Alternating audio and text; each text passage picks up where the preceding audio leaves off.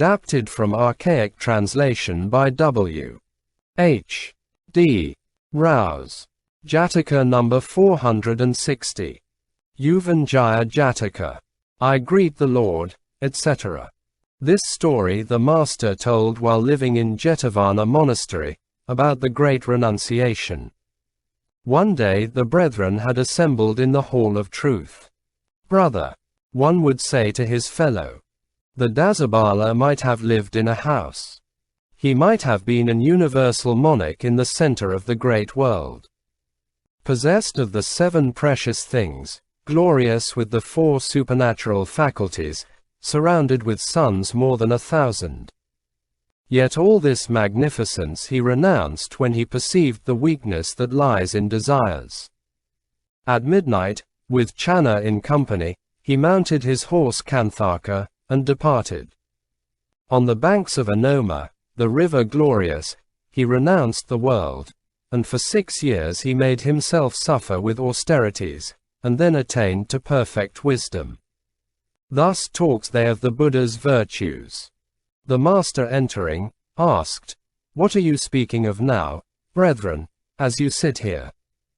They told him. Said the master, This is not the first time, brethren, that the Tathagata has made the great renunciation. In days of past he retired and gave up the kingdom of Benares city, which was 12 leagues in extent. So saying, he told a story of the past. Once upon a time a king named Sabbadatta reigned in the city of Rama. The place which we now call Benares is named Sarandana city in the Udaya birth, and Sudasana in the Kulasutazoma birth, and Brahmavadhana in the Sanandana birth, and Pupavati in the Kandahala birth. But in this Yuvanjaya birth it is named Rama city. In this manner its name changes on each several occasion. At that time the king Sabbadatta had 1,000 sons. And to his eldest son Yuvanjana he gave the viceroyalty. One day early in the morning he mounted his splendid chariot, and in great pomp went to frolic him in the park. On the tree tops, on the grass tips, at the ends of the branches, on all the spiders' webs and threads, on the points of the rushes, he saw the dew drops hanging like so many strings of pearls. Friend charioteer, said he, what is this? This, my lord, he replied, is what falls in the cold weather, and they call it dew. The prince took his time enjoying in the park for a portion of the day. In the evening, as he was returning home, he could see none of it. Friend charioteer, said he, where are the dew drops? I do not see them now. My lord, said the other, as the sun rises higher, they all melt and sink into the ground.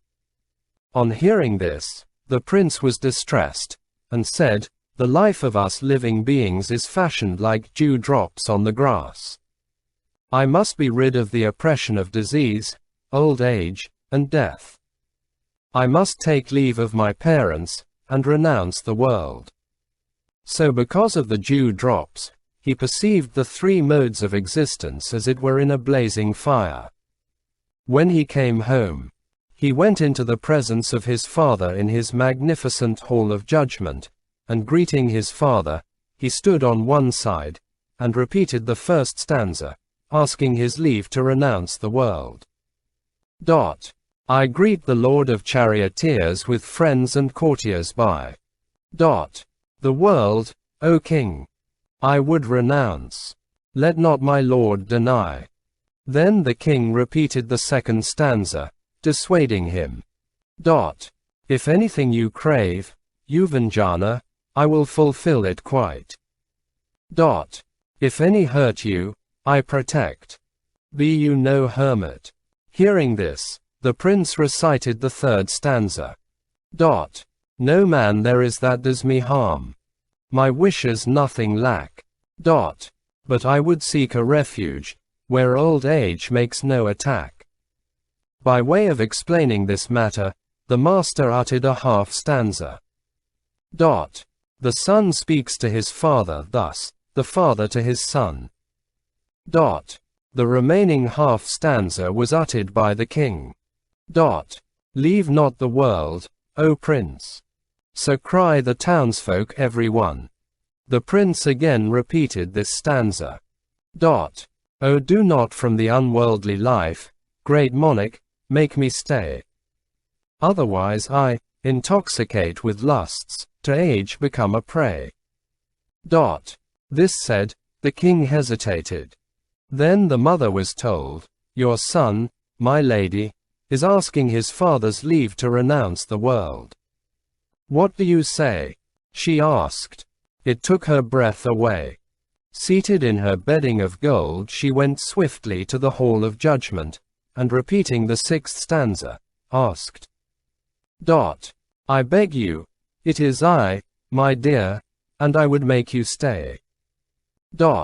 Long wish I you, my son, to see. Oh, do not go away.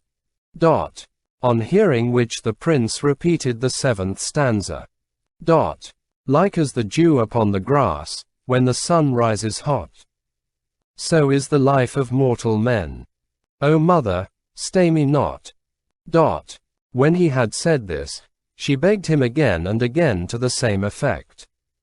Then the great being addressed his father in the eighth stanza.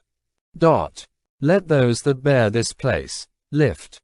Let not my mother stay me, mighty king, from entering upon my holy way. When the king heard his son's words, he said, Go, lady, in your chamber, back to our palace of perennial delight. At his words her feet failed her. And surrounded with her company of women, she departed, and entered the palace, and stood looking towards the hall of judgment, and wondering what news of her son. After his mother's departure, the bodhisattva again asked leave of his father. The king could not refuse him, and said, Have your will, then, dear son, and renounce the world. When this consent was gained, the bodhisattva's youngest brother, Prince Yudhishthira, greeted his father, and also asked leave to follow the religious life, and the king consented.